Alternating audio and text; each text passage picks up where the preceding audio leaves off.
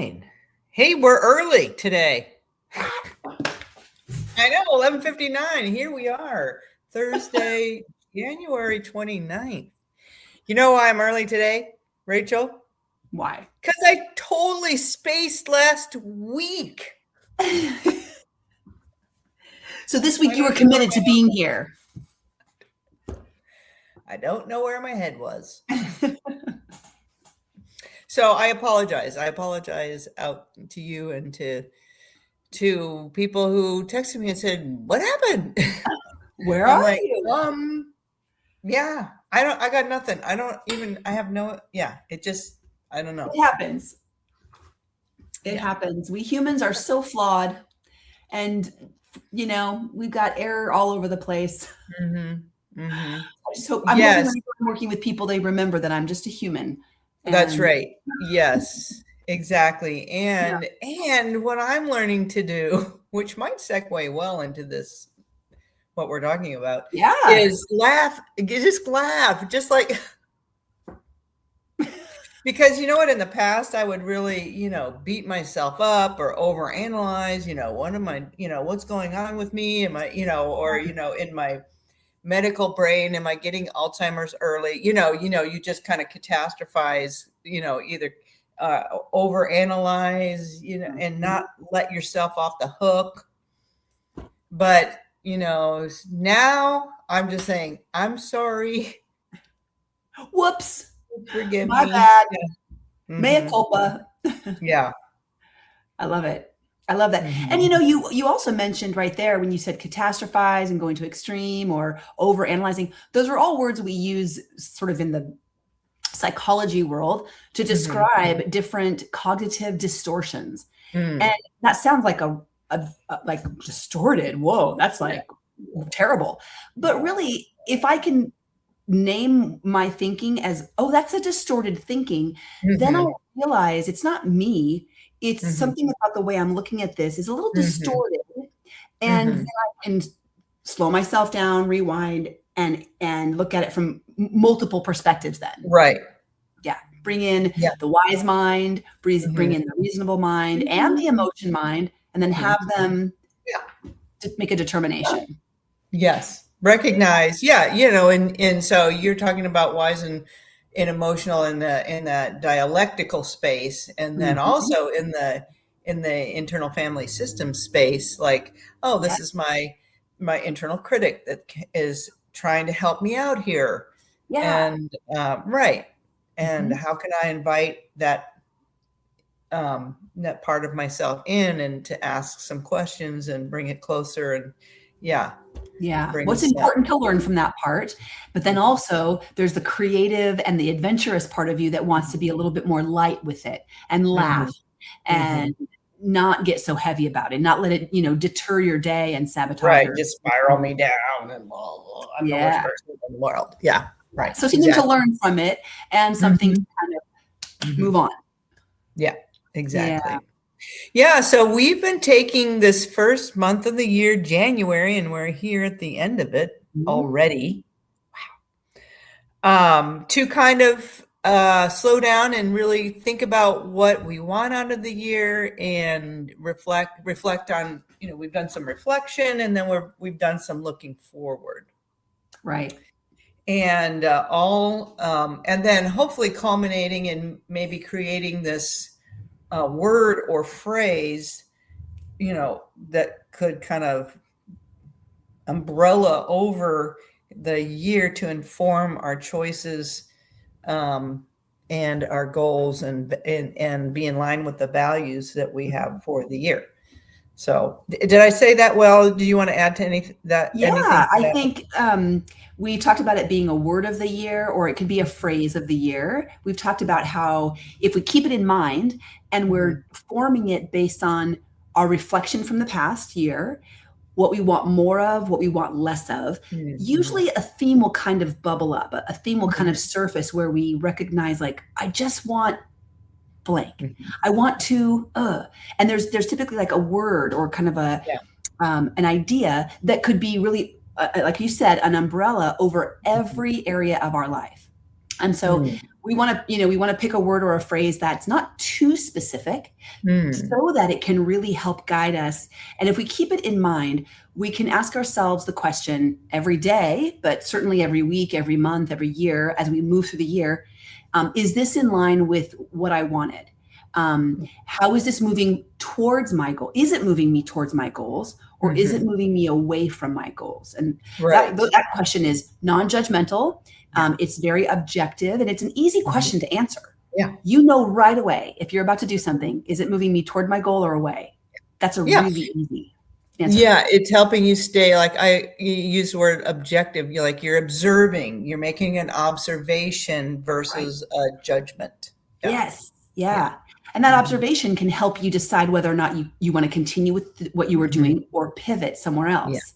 Yeah. Right. And meanwhile, if you know what your goal is it moving me toward my goal or away from my goal? Well, what is the goal, or what is the word of the year? What is the way that you want to show up that can really kind of motivate and inspire action?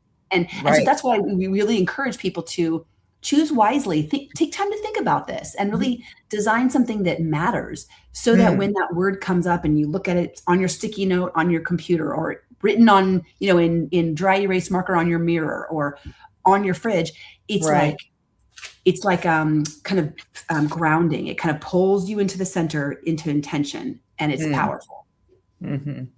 Yeah.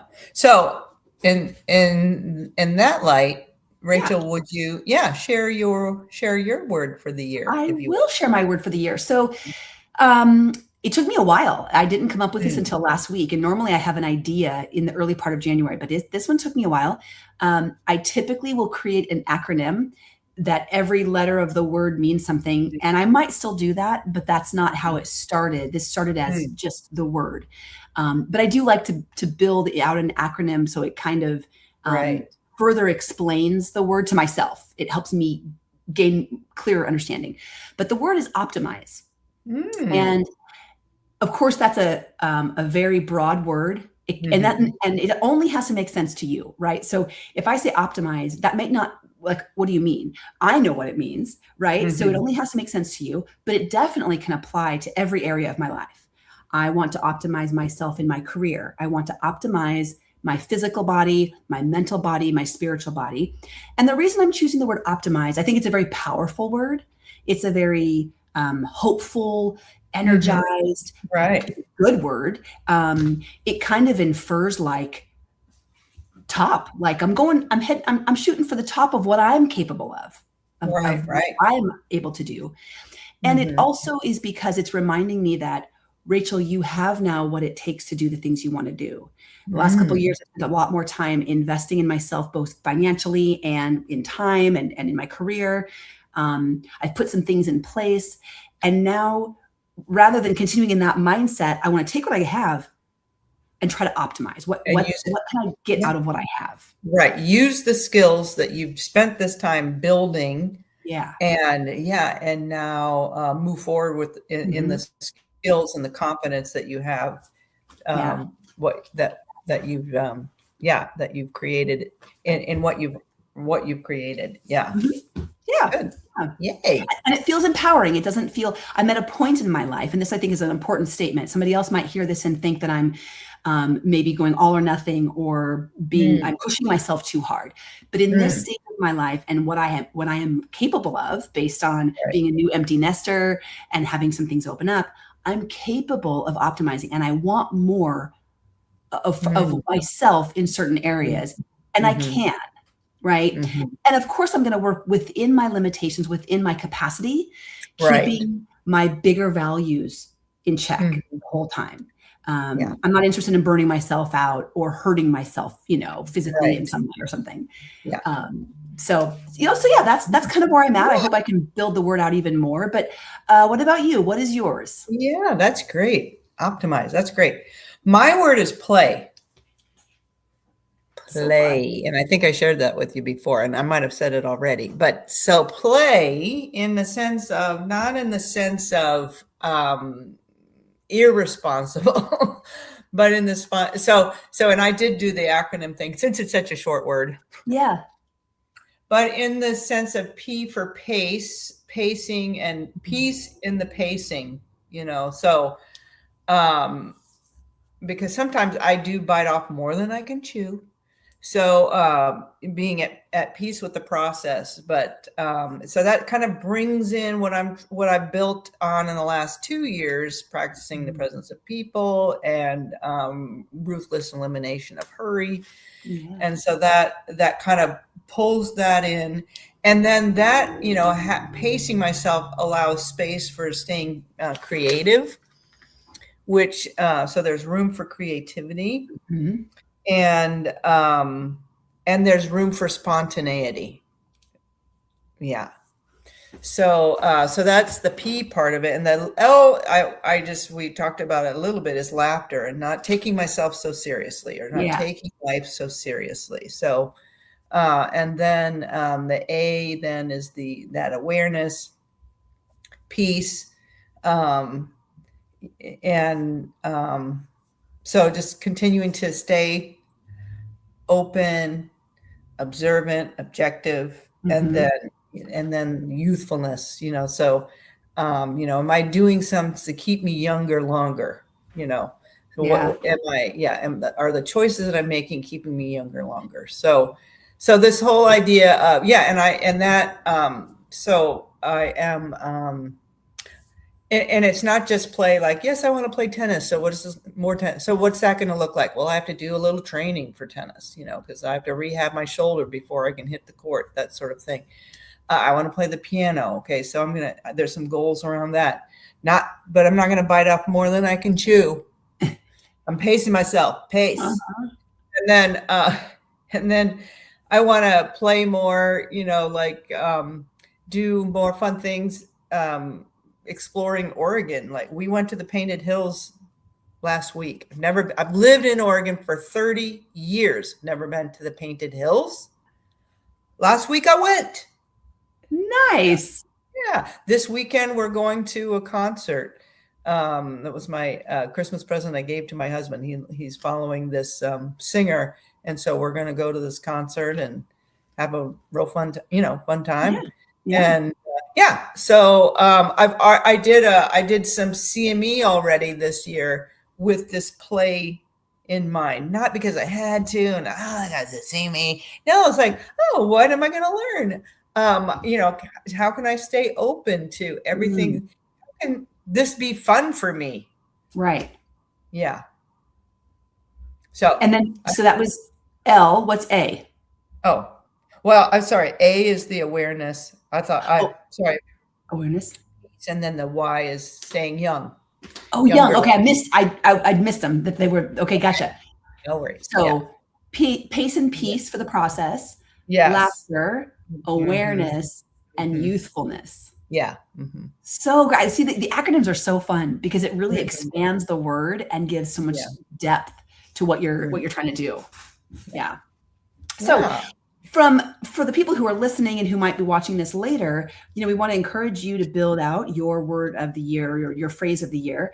And then a couple guidelines I want to encourage people to do. First, realize that this is a living, breathing document, meaning it can ebb and flow and change at any minute of any day, right? If you pick something and then in a couple weeks or months, you're like, it bugs me. It doesn't quite click. Pick something new.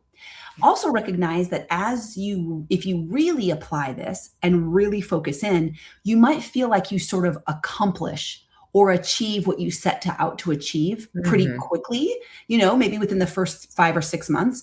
And then you might pick a second word or phrase of the year for the second half of the year. Yeah. Or you might add on based on some changes in your life that have happened. You might find that you need a new, sort of guiding or an additional guiding principle. Great. So be open to changing it, be open to scrapping it and starting fresh with a new one, be open to add on to it. But also to really take a moment right now to think, how will I keep it in mind? Because like with any new habit, with any new goal, we can set them and it's easy to set them and be intentional. But then how do we keep it? Sorry. Dog. Excuse me. Maisie, come here. There must be a delivery person at the door. So how do you remember? How do you remember the word every morning? How do you set up a reminder system so that you keep it going, and not just drop it off. And by March, you're like, oh, that's right, I was doing this thing. What are some ideas for you that you do to sort of really keep it right? Front mind? Yeah. Well, so so I have a journal every day, and so that word is kind of right there. Front and center in my journal. And so I'm not 100%, but I journal probably 5 out of 7 days of the week. Yeah. And it's right there kind of reminding me. There you go. So every day that you pick that journal up, you're going to see that word, and it's going to remind you. And by doing that, you're going to be like really building in that groove in your brain. So that on the days that you don't do your journal, or you forgot to write it, your brain will still be like, hey, psst, that play thing. It's gonna kind of work for you. Yeah. Fantastic. I do the same thing. I have my sort of daily journal and like to-do list. And then I, the few phrases or words of the year that I'm kind of practicing, I rewrite them every morning at the top of the page, so that it's a written thing that my hand has to do. And then meanwhile, my brain is thinking about it. Connecting to your brain. Yeah. Connecting it to my brain. I also, you and I are working through this new book for this new group, the DET for emotional eating. And we're both doing it ourselves, right? Doing it for our own selves, but also to learn it, to work through with people in coaching, and in the practice. And so in doing that, there's been a lot of things I'm trying to remember, a lot of skills I'm trying to practice. Right. So one of the things I did is I set a reminder in my Google Calendar on my phone that is a task that pops up every day, twice a day. In the morning, it's that they talk about recommitting. Recommit. Right? Recommit. Every day, recommit. So it says recommit, but I have to click on the task, and I've listed out my pros and cons, and I've listed out a little thing that I want to read to myself. It takes 20 seconds, but it's wording that's important to me. And so before I can click done on the task, in the app. Wow. There we go. I got a bubble, a thumbs up. Then I have to read it through. And then I have one in the evening that's helping me with some of my evening strategies that I'm not optimizing. So then I've got that's a Google app, Rachel? That's a Google app? My Google Calendar. That is where it's the calendar that it's all my brains, my business appointments, all talk to it, and and then I have it on my phone. My phone will tell me, this is your next appointment, here's your next thing you're doing, and tasks pop up, and I can put the tasks anywhere in the day, and I can, just like anything with the calendar, you can make it repeat, you can say how frequent, when to stop. That's a great idea, putting it in your calendar, and then you have to do it before you can get rid of the task. Right. Ooh, I like it. Yeah. Okay, I'm trying to think how that might work into my routine. Yeah, it's tricky. I think these electronic calendars can be one more thing that people of our generation specifically are not we don't like them as much, but they do come with some really nice perks and features. Yeah. Yes, I still like a good old fashioned planning. No, I mean, this is a big old yearly. I still do paper on pen. But my calendar this way, and anywhere I go, I can have it, with me anywhere. I can know what my appointments are. I can change. Right. Yeah. That is very helpful. Yeah. Good thoughts. That recommitment every day is so important. And we can, it's applicable to lots of areas of our life. Yeah. We're recommitting sometimes without even recognizing that, but recommitting every day. That's a great skill to have. And then having your word of the year along with that recommitment. Yeah. So important. And in that commitment, I mean, it can feel laborious sometimes. I know with goals and reminders and recommitting every day, it can feel like I hear people say sometimes, why should I have to do that? I shouldn't have to do that. Obligatory versus voluntary. there are so many messages coming at me from the world, from the TV, from just what I see other people doing, that it's very hard for me, my personality, to stay in my lane and on my track unless I remind myself every day. Yeah. And especially if I'm trying to change something, if I'm trying to build a new habit or change a bad habit, I need reminders constantly to, and when I recommit, there's some language that I read every morning that reminds me why I'm doing this. What's like really important to me? What do I hope to gain from it? And what version of me am I looking for? And those words are powerful. And when I read them, I'm like, yeah, like it's like, you find that new motivation and intrinsic motivator. Right. Yeah. And it's, it's really interesting that, because out of obligation versus out of desire, two different kind of mindsets. And I can still do it if I don't want to do it. I can still do it if I don't like doing it. I can do it if it's hard, I can still do it. But I like the idea that I'm kind of showing myself, oh, here's your lane. Where's my lane? Oh, here's your lane. It's right here. Okay, here's my lane. Here's my lane. Okay. Okay, I can get in my lane. All right. Because, it's so easy for me to, drive on the left side of the road when I need to be on the right side. Oh, okay. Here's my lane. Okay. Yes. Yeah. And we don't even realize we're jumping into other people's lanes. We don't even know it's happening. So that daily commitment and reminder is like, it seems silly. Why do we forget what our lane is? I don't know. I can't explain that. But because, we're like, rabbit, shiny thing, we have short attention spans. We like things that are new and fun and no, what's my lane? Why did I pick this lane to begin with? Right. Yeah. Yeah. Yeah. It's good. It's good. All right. Well, speaking of lanes, how are you going to segue this? I don't know. Do it. I know you can do it. I need to jump into the fast lane and get to the grocery store. There we go. And she did it. Because my fridge is empty. No, actually, we're headed out of town for the weekend. So we've been depleting the refrigerator. Yep. On purpose. Yeah, my husband made this huge batch of vegetable soup. And so I've been eating that down. Now I'm giving it, I'm sick of it actually 4 days in a row. We can freeze it, which is the beauty of that. Or, my dogs can enjoy it too. There you go. It's not going to go to waste. Right. Yeah. So I'm cutting up the last bits of broccoli, cabbage, shaving the last bits of carrots. And there's probably some frozen fish or grass-fed beef in there that I'll kind of drum up. But yeah, we're down to the dregs, which is okay. There you go. Yeah. I can get kind of playful to see how you can. We talk a little Tabasco, Yeah. What's a random thing I can add to this to make to just, sometimes it's just about eating something for the sake of eating it out of the fridge and being done with it. Yeah, Tabasco's fermented, by the way. I know. My husband loves Tabasco. He eats. I frankly think too much of it just because, I can't believe how many bottles we go through a week and I can't stand the smell of it. And I'm like, and then I find out it's fermented. I'm like, dang it. I can't judge his It really helped on the fourth day of the soup. Awesome.